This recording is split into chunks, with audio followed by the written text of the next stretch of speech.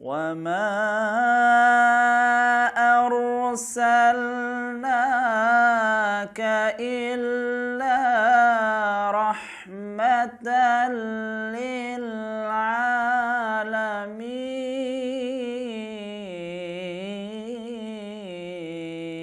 أعوذ بالله من الشيطان الرجيم. بسم الله الرحمن الرحيم. الحمد لله رب العالمين، والصلاة والسلام على نبينا Muhammad wa ala alihi wa ashabihi ajma'in. Amma ba'd. Di pertemuan kali ini, saudara-saudara sekalian, insyaallah kita akan membahas salah satu sifat Nabi sallallahu alaihi wasallam, yaitu zuhud, atau yang dikenal orang Indonesia itu zuhud. Zuhud secara hakikat adalah menolak sesuatu. Dan seseorang dikatakan zuhud atau memiliki sifat zuhud ketika ada suatu hal yang mudah bagi dia sehingga dia bisa meninggalkan hal-hal yang lain. Nabi Shallallahu Alaihi Wasallam adalah orang yang paling zuhud. Padahal Nabi Shallallahu Alaihi Wasallam kalau ingin, dia akan meminta dan Allah pasti akan memberikannya gunung dari emas, kenikmatan dunia, segala kelezatan dunia. Tapi Nabi Shallallahu Alaihi Wasallam memilih untuk zuhud. Nabi Shallallahu Alaihi Wasallam pernah lapar. Nabi Shallallahu Alaihi Wasallam pernah menyedekahkan semua hartanya.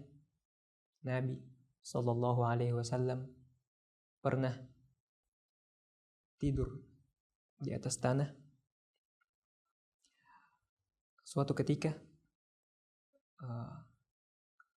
setelah peperangan, orang-orang atau sahabat-sahabat Nabi SAW, di antara mereka ada yang berbicara tentang ghanimah atau harta rampasan perang, tentang pembagiannya. Kemudian yang kita kenal adalah 1/5 dari harta rampasan perang itu adalah hak Allah untuk Nabi, yaitu bagian Nabi Sallallahu Alaihi Wasallam. Kemudian melihat orang-orang berbicara tentang pembagian ini, Nabi Sallallahu Alaihi Wasallam berkata, "Innahu laisa li minal fai'i syai' illa al-khums." Dari harta ini saya tidak punya bagian kecuali 1/5. Wal khumusu mardudun alaikum. Dan bahkan 1/5 ini aku kembalikan kepada kalian. Di sini kita lihat bagaimana Rasulullah SAW menyedekahkan hartanya. Kemudian Nabi SAW sempat berdoa kepada Allah Subhanahu wa taala, Allahumma ij'al rizqa ali Muhammad quta. Wahai ya Allah, jadikanlah rezeki keluarga Muhammad berupa makanan pokok. Di doa ini Nabi SAW hanya meminta yang cukup bagi dia dan keluarganya, tidak meminta yang lebih. Kemudian yang diriwayatkan oleh Al-Imam Al-Bukhari dan Al-Imam Muslim dari Sayyidah Aisyah, bahwasanya Sayyidah Aisyah meriwayatkan berlalu 3 hilal atau 3 bulan sabit secara terus menerus dalam 2 bulan, dan tidak pernah dilihat di rumah-rumah Nabi SAW api menyala. Yani mereka tidak ketahuan, tidak ada yang tahu apakah mereka memasak atau tidak. Yani tidak ada kompor yang menyala selama 2 bulan. Kemudian para sahabat bertanya kepada Sayyidah Aisyah, Kalau begitu bagaimana kalian bisa hidup? Kemudian kata Sayyidah Aisyah, al-aswadan, kami dulu hidup hanya dengan kurma dan air. Dan ketika itu kami punya tetangga dari Ansar dan mereka memiliki manaih, yaitu an-naqa awisyah atau unta atau kambing laha laban, yang memiliki susu. Dan mereka kadang mengirimkan kami susu atau mengirimkan susu kepada Rasulullah SAW sehingga Rasulullah memberikan kami susu itu. Salah satu bentuk zuhud Nabi SAW. Kemudian juga dari Sayyidah Aisyah radhiyallahu anha meriwayatkan bahwasanya Nabi SAW di hari ketika meninggal hanya makan roti dan minyak. Roti yang dicampur minyak 2 kali sehari. Kemudian meninggalkan dunia ini. Kemudian di antara zuhud Nabi SAW yang diriwayatkan oleh Anas ibn Malik, bahwasanya yang diriwayatkan oleh Abu Hurairah, bahwasanya Nabi SAW melilitkan batu di perutnya untuk menahan lapar. Kemudian yang diriwayatkan oleh Anas bin Malik juga bahwa Nabi SAW belum sempat mencicipi kambing al-mashmutah, sya' al-mashmutah, yani kambing yang dipanggang, wa khubz maraq, atau dan roti yang lembut. Belum sempat Nabi mencicipi semua ini, kemudian beliau meninggal sallallahu alaihi wasallam. Kemudian suatu ketika Nabi sallallahu alaihi wasallam ditanya oleh sahabatnya. Ketika itu Nabi sallallahu alaihi wasallam tidur di atas tikar.